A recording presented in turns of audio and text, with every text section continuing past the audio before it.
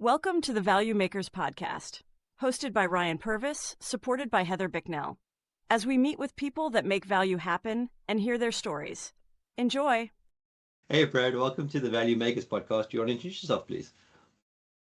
Thanks for having me on, Ryan. My name's Brad Jones, and I am the founder of That Round, which is the only business in the UK that is a comparison site, aggregator and marketplace for fundraising services. What we do as a business is aggregate all of the different options for founders looking to raise capital.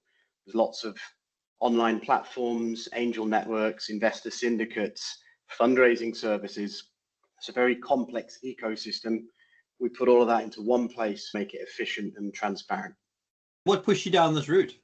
Yeah, good question. We could probably do the full hour talking about this, to be honest. My background is that there's 3 or 4 paths that sent me down this route. A lot of my friends and family that see me working on this business now have said to me, everything in my life and career has led me to this one route. This is the business that I was made for, essentially. I went to university, studied maths at Imperial College in London. I got myself interested in trading and investment markets. That led me down a route of becoming president of the Finance Society. And one thing led to creating a piece of software that we used within the Finance Society to simulate trading and investment. That ended up turning into a business. My lifelong friend, groomsman at my wedding and then business partner, turned that bit of software into a company at the age of 19 or 20. We started selling this technology to banks and business schools. What was an idea started off with a bit of traction. 5 or 6 years later, ended up with us selling this software to banks and business schools across the world. We had customers like Bank of America, Citigroup, HSBC, business schools in Australia, London, New York, buying this tech. And I guess that's where my story starts, because it was very much a bootstrapped journey. So we're going to get into the topic of fundraising for startups. But this journey for me was bootstrapped. We never raised a penny. We didn't even put a single penny of our own capital into it. It was purely time spent. I'm not the developer. My business partner wrote the code. I guess I kind of brought the idea. We took it from there. Built this business, grew it, and then 5, 6 years later, we were lucky enough to sell it to a competitor working in the financial training space that wanted a cool bit of tech to bolt onto the stuff they were doing. Interesting journey for me. Built a piece of software, sold it to banks and business schools globally. It's important to my story because never got involved in needing to raise capital. Never involved in this investment world. So then 2016, we sold that business. My business partner and I at the time, for about 3 or 4 weekends in a row, locked ourselves in his apartment, drank a lot of coffee, ordered a lot of takeaway, had a little whiteboard in there, like I see you've got behind you, just went on these brainstorming sessions, what we're going to do next. The various crazy ideas. I think one of them even was a cup that doesn't fall over, so you don't spill your drink. Awesome. We were really scratching the barrel in terms of what's the next big idea. I guess we were 25-year-old. Which is surprising, because most people who just sold their business, made some money, would have gone on a party for a period of time. Yeah, not mindset at all. My business partner is like a super rigorous German guy that immediately, right, what do we do next? I'm sure we went out and celebrated and popped a few bottles of champagne, but you soon move on to the next thing, don't you? So we spent a lot of time thinking about what is the next thing. After these 3 or 4 weekends back to back, we kind of just sat there and said, you know what, there isn't an idea. Let's not force an idea if there isn't one. But what we'll do is we'll invest in other people's ideas. And so that was the beginning of my second leg to my story, which was setting up an investment syndicate called Sowing Capital. So myself and my ex-business partner set it up and became the lead investors of that syndicate. It was pretty informal. We invited 12 or 13 friends and people that we knew in the finance industry and university, and just started looking at startups. We kind of reached out there, create a website, and get in front of founders that were raising capital. Yep. Then went on 4 or 5 year period of, now I've never actually counted this, but I'm pretty sure it's over 500 founders sat down with. We were meeting 2 or 3 founders a week. Back in those days, it was physical meetings for coffee in London, rather than these days, Zoom and Google Meets. This second leg to my story is important because we saw this side of the startup fundraising landscape, which is the kind of angel investing side. Yeah. We sat on that side of the table, and between 2016 and 2020, we invested in 15 companies. One thing I will say is it seemed super easy for me because I was one of the investors. These startups would find us somewhere or another, and we'd meet them, we'd talk about it, say no to the vast majority of them, and some of them we'd be interested in. It didn't seem like there was a problem there to fix. The third leg of the journey is where things turn onto the other side of the table. One of these companies that was pitching for investment in early 2020 was a friend of a friend, and a slightly different to the rest of them. Most of them come to you with a pitch deck and a pretty solid business plan. Sometimes they've got some early traction and a team in place. Yeah. This guy was a friend of a friend, and there was not even a company set up, never mind a pitch deck. He'd created a liquid, which was a non-alcoholic spirit. These bottles on the shelf behind me. Can I ask you about this? Yeah, so at the time, that was just a liquid he created in a bar setting in ice cream tubs. It was just an idea more than anything else. And did he get the idea from watching Star Trek and synthetic alcohol? No, he did not. No. Although I'm pretty sure he will be a Star Trek fan. He's a super bright and skilled chap. His name's Carl Anthony Brown in the bartending industry. He spent his entire life working behind bars, writing cocktail menus and stuff like this. Came to me with this liquid. Instead of just investing, I said to him, hey, I saw an opportunity. I fell in love with the liquid and the idea. I still am absolutely in love with it. Also saw an opportunity to get involved in a business from a super early stage, founding it rather than just investing as a passive investor. Sure. So I took the leap of faith and said, you know what, I'll co-found this company with you. And I've spent the last 4 or 5 years investing in startups. I'll raise the capital for you. I know what I'm doing. This is absolutely my bread and butter.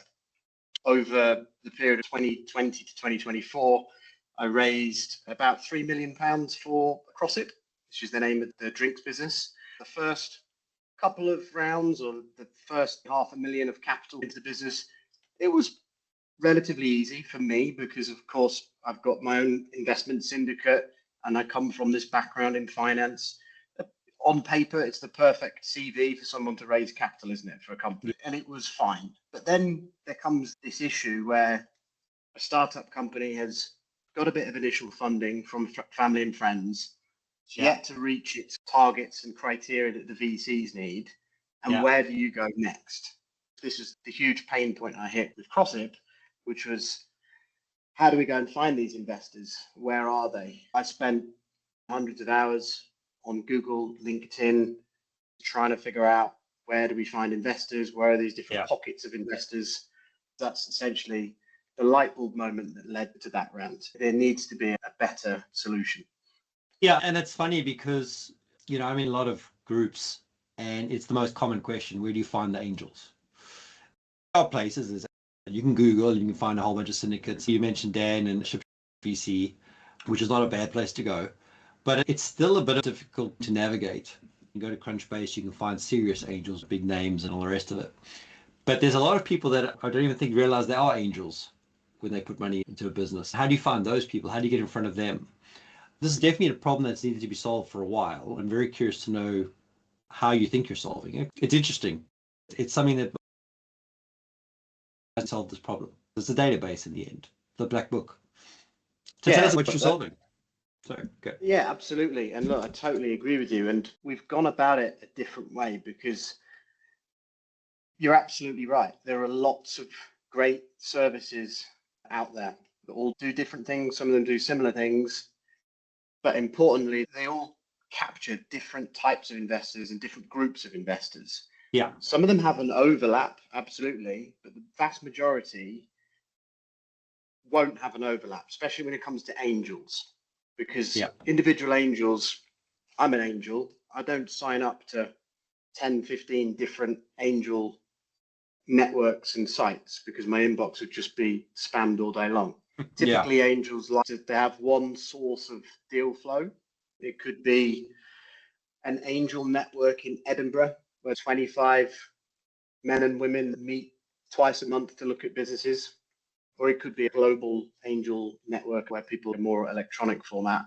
with the VCs as well. VCs have various partners that pass deal flow to them. When I set about solving this problem, I didn't think I'm just going to rewrite the rules. I'm going to create a better version, and I'm going to try and recruit all of their investors. I think that's an impossible task, and that's not the way to solve the problem. The way we're trying to solve it is the same way that Rightmove solved the estate agent and housing problem in the UK, which is instead of trying to replace the estate agents, we pull all of the estate agents onto one central platform.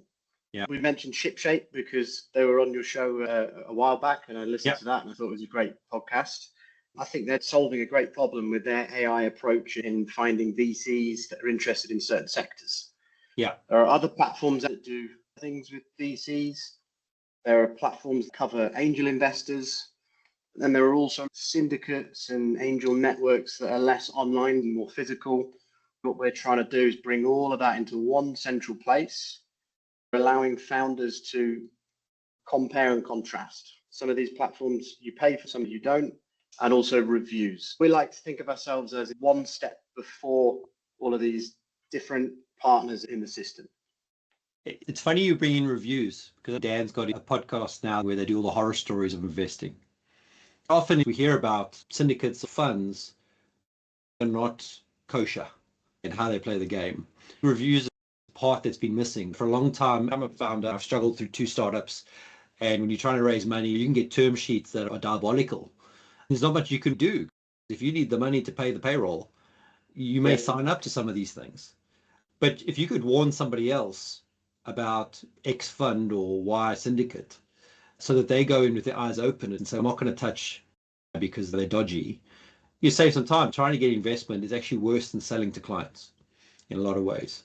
Because at least if you sell to a client, they've got a problem you can solve. When you're selling to an investor, they're spreading their bets. Probably a 2 in 10 chance of that investment paying off. So they're looking to find the spread that matches their risk profile. Unless you've got a different view on that, but that's how I've always seen it. Yeah, absolutely. I think it's very much trying to raise capital, very much like a selling and marketing exercise. And there's a conversion rate, which is very low, unfortunately. Yeah, I mean, as I said, a lot of these potential prospects will put you through their questions, which will lead you down a route of refining your pitch deck, your model to match them. Then you speak to another one and they're like, oh, I don't like that information. I want this information. And you go through this ringer of changing all your stuff all the time to match all these things. And I think having some level of commonality, if you look at what a pitch deck is nowadays, I mean, if you look at criteria, that sets out pretty much a good backbone for what a pitch deck should have generally. But I think that loop of a review cycle will maybe keep things a little bit more honest for both parties. Absolutely. Look, I think one of the key, again, this was part of the kind of light bulb moment and problem solving exercise that I went through in raising capital for CrossIP. We interacted with many of these different fundraising services. We pitched at lots of angel networks. We joined various platforms. We paid fundraising services to help us raise capital. And some were really good. Some were not so good. I posted this on LinkedIn a couple of weeks ago because I want to be vocal about the stuff. We got scammed, like full on scammed by about that? Absolutely. I won't name names for the same reason that you're not going to, but we were approached by an introducer who we actually had an investor of the business who recommended this guy, but didn't realize that he was also getting scammed at the same time, which was a slightly tricky part of the story. But basically, this introducer claimed to be able to put our business in front of family offices in the Middle East. So the drinks brand, actually, most of our sales are in the Middle East, in Dubai and Saudi Arabia.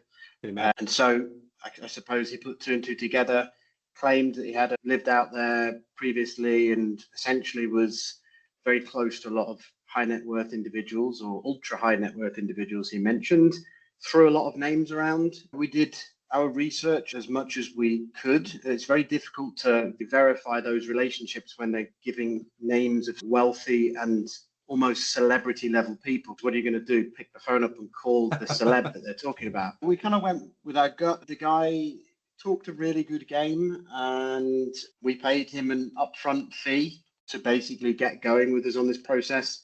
Sounded great for a couple of months. We'd get updates, went to this meeting, this person's interested. And then over time, started to realize, hang on, this guy's stringing us along a little bit. And when we compared the notes of all the feedback, it was like, why have you not actually introduced us to anyone yet? Why are you doing all of these calls? There's a meeting and then another meeting, and then they're interested, and then can you send a deck? Long story short, we were just being strung along. In the end, I found a way to get to one of these ultra high net worth individuals that basically ran a family office that owns a chain of hotels in the Middle East. Got on the phone with the guy, and they said they'd never heard of him. Perhaps it's not a trap that we would have fallen into if we didn't have someone within our shareholder base that recommended this guy. Because I think that's the thing, isn't it, that gets you over the line. It's the testimonial, it's the recommendation. We maybe wouldn't have gone for it, but unfortunately, we fell into that trap. And I guess that round, it's one of the reasons for that round to be there is like, if there is an introducer, a fundraising service that is good at what they do, they should be on that round and they should have a decent rating so that people can see that. Yeah. And I do think there's a level of being having associated risk. I remember having a few of these guys reach out to me when the generative AI stuff was first coming out, promising they could do the whole outreach with their engine, reaching out to these lists of angels and sending them personalized emails, but you had to pay them like $3,000 a month as a retainer. And I kept saying, but why would I pay you for this? You should be risk-based, because if your thing is so wonderful, you could take a 5% commission, which is industry standard. Heck, we even pay 8%, but I'm not paying you a retainer because you have no risk then. If it fails after 90 days, you've made $9,000 and I've made nothing. And I think that's where you can almost test somebody and say, if they're prepared to take some risk on this, if not all the risk, that means they know what they're doing and they've actually got the book they talk about. Absolutely. And that's a really important thing you point out. So if you look at the partners listed on that round, there's a good chunk of them that are zero upfront fee and just success fee based. That said, we do have partners that charge upfront fees or some form of retainer, but that's the point of that round, because some of these partners are not taking that risk. Like the company that we're trying to pitch to you, they're not taking that risk because there is no centralized, transparent review-based system out there. So 100%. If they pitch that same thing to you and 10 other businesses and they all failed and they get 1-star reviews from everyone, it's over for them from that point on, right? I mean, I'm talking about the vision here, right? One thing to point out, we only launched a month ago. So the platform's been a work in progress for almost 2 years now, but we actually launched just a month ago. So the 5-year vision is, this is the central transparent marketplace to come. And companies like that charge an upfront fee, okay, maybe they're worth it if their reviews are good, but if they're not, then they won't survive. Well, yeah, look, I mean, I remember doing this thing with a bunch of guys trying to build a consulting business. We spent the first 2 meetings trying to figure out all the commercial models. I got frustrated saying, if you find a customer first and find a way they're willing to pay, that's your commercial model. I think it's the same. If you've got a service to sell, if you're dealing with a founder idea, how they or can't pay for it will determine what the interaction will be. And I think for a scale-up space where the startup is generating revenue and can afford to spend, might make sense to pay. But then you're not going to get the big 5% cut of what you think you might get. It all depends on each one's risk profile. The amount of misinformation and con people around, you've got to really be savvy. I think the most important piece of what you're telling me is that there's a review system. There's a product or website called hellopeter.com, which is a South African-centric thing. Whenever you had an issue in South Africa with a supplier, be it a bank, insurance company, or whatever, you named and shamed them on hellopeter.com because that would get their attention before social media became social media. In some respects, this is the same thing. People ask on these WhatsApp groups I'm in, has anyone dealt with X, any bad experiences? And you'll get like 5 or 10 or 20 people saying, whoa, ignore, go away, don't touch them. And that's what you're basically going to be doing on a massive scale. It's protecting. And you'd be surprised because in this ecosystem of fundraising for pre-seed, seed, even getting close to Series A rounds, the ecosystem is so vast, but it's so opaque. Most of the fundraising services out there don't have public reviews. You type their name into Google and review, you won't find anything about them. You might find a few testimonials on their website. It's always tricky to tell with testimonials on somebody's website that are not reviewed. We make sure that every review that comes through our platform is either an engagement that happens in the platform, so we know it's happened, or they provide evidence of that engagement, a contract or a receipt for payment. And it's not just the reviews that are difficult to find. In a lot of these cases, it's actually the partner, whether it's an angel network, a syndicate of investors, or a fundraising service. Sometimes these guys are on page 100 of Google. I guess that's a big part of the problem we're solving as well. Founders, especially first-time founders raising for the first time, never find some of these services because they don't have any SEO. Most of them don't really need any SEO because they get their deal flow from different places. So they're just kind of sitting there. I've actually found a group of angels based up near Lincoln, where I'm from, Lincolnshire in the East Midlands, the other day. And I've been playing around in this space now for nearly 10 years, and I never knew they existed. So it's trying to bring all of that into one place and make the journey easier. What's the commercial model with your platform? Yeah, we charge a monthly subscription fee for startups, £79 per month, which is priced at an affordable level for any business, kind of like an enterprise software level. You pay the same for a LinkedIn premium or even a phone bill these days. On the other side of the marketplace, we charge the partners a referral fee. If a startup engages with a syndicate, an angel network, or a fundraising service, they charge some form of fee, whether a success fee or a retainer. We take a small cut of that, like a traditional marketplace model. Yeah, well, that makes sense. And I suppose 100 quid a month or thereabouts for anybody who's building a business to raise fund, it's not the $5,000 up front or the $3,000 a month or anything like that to be focused on. Okay. And you say you've been around for about a month. What's your vision for this? I mean, how many users do you want? How many startups do you want? What's your North Star? Yeah, so first month, I think we've had around 80 startups come through the platform. The vision, let's call it the 5-year vision, is that round becomes the right move of fundraising in the UK and to be honest, globally as well. Yeah. We want every founder that thinks about raising to think, you don't go to Google and type in, how do I find angels? Or go to LinkedIn trying to search for VCs. You go to that round, type that round into your browser, land there, and figure out which partners you're going to run your round through. Sign up to that round, create an account, and engage with all the different fundraising partners. You can join an online platform, pitch to 5 or 6 different angel networks. From the partner side, if you're not listed on that round, you've got something to hide, is essentially the way I would like to think about it long term. Yeah. This transparency element, making sure that all the partners out there operating in this place are super transparent on pricing and also on reviews. I like it. I think it's going to be really useful. Did we have an affiliate link or referral link for our listeners or not? Yeah, absolutely. I think my colleague Matt should have sent one across. Do you want me to read it out now? If you've got it, that'd be great. I'm just trying to look at your...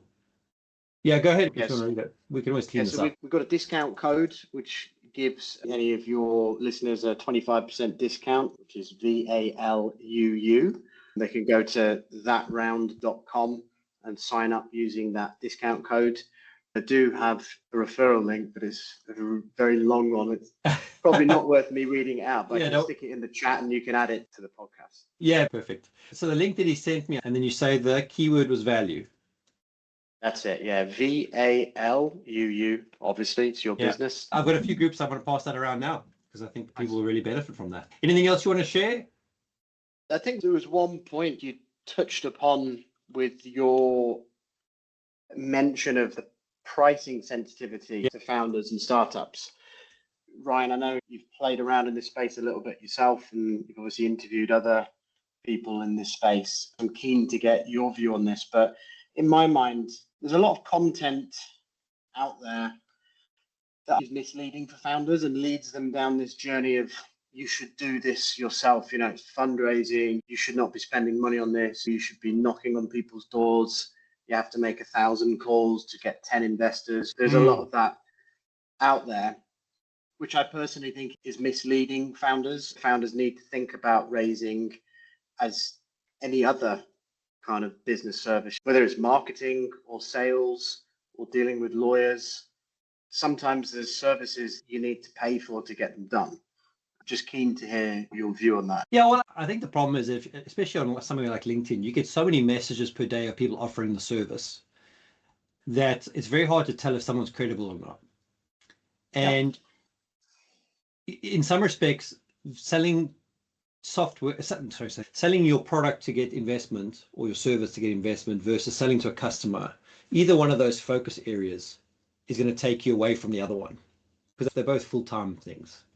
In the same way that you'd have a 7-step cycle to sell something, you'd have a 7-step cycle to get investment. And depending whether you're going VC or angel, there are people that do the honest job and they're there to help you. And we've talked a bit about that.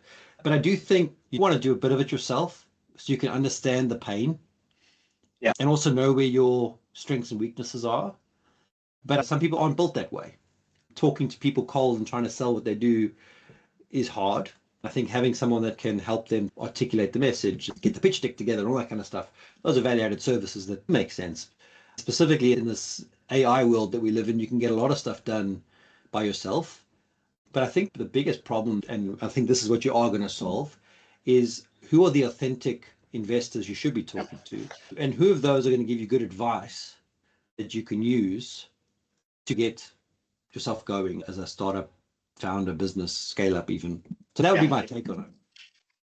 Yeah, absolutely. I'd agree with that. I think at the end of the day, the call between investor and founder has to be the founder, right? Or CEO or whoever it is in the business that's running that process. They need to control the information in the pitch deck and the message they're going out with. But how they get to that investor, whether that be the sales pitch, depending on where the founder's skill set lies, but primarily the journey from A to B to C to get a call with that investor is what's wasting a lot of time for founders. I think there's a better way for people to get there. And I raised money last year for a business. I did the LinkedIn search, angel or investor, and I reached out to them directly. I did about 120 meetings in a month. It was exhausting trying to answer all the questions that were basically the same question asked a different way. It was just a whole lot of stuff. And I think just knowing who the serious players were in our space as well. Not every angel syndicate is the one you want to be talking to.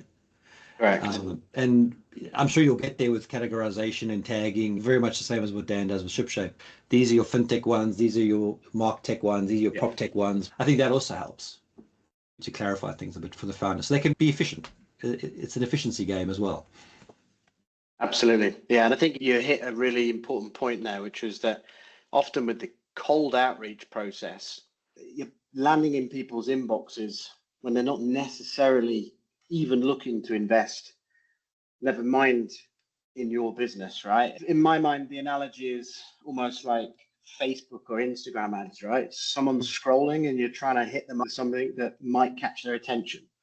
Whereas I think what that round is trying to solve is we're trying to make it almost like the Amazon kind of, someone's going there with the intent, right? If they're part of an angel syndicate and they're participating in regular meetups, they're clearly active and trying to get you through that journey to get in front of them a bit easier than going around the outside. I also think there's I don't want to say misinformation, but I almost feel like it's the media way of doing things as well. Get people who are talked about with certain reverence in the angel investing world. And it almost, if you get that person to invest, it'll open the floodgates. But I don't think that's actually true in a lot of ways. That reverence at that point in time, but anyone who's investing may not have the same behaviors in the future because the things. And I think you're taking away the emotional